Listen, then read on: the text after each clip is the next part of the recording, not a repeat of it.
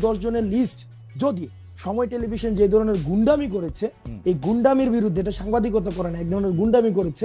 আপনি সেইখানে সময় টিভির গুন্ডামি প্রতিরোধ করতে গিয়েছিলেন, রাইট? আমি যদি আপনার কথা ঠিক বুঝে থাকি হাসান, আপনি সেখানে সময় টিভির গুন্ডামি, আপনি সেখানে সময় টিভির গুন্ডামি প্রতিরোধ করতে গিয়েছিলেন, রাইট? সাংবাদিকতা নামে যে ধরনের গুন্ডামি করেছে গত দীর্ঘ একটা সময়, ব্যক্তিগত ক্যারেক্টার অ্যাসাসিনেশন করেছে, আমি একটা করে শব্দ ব্যক্তিগতভাবে ধরে আব্দুল্লাহ, আপনি অনেক, জনাব আব্দুল্লাহ, আপনি সাংবাদিকতার নামে যে গুন্ডামি তারা করতেছিল সেইটা নিয়ে কথা বলতে আপনি সেখানে গেছেন।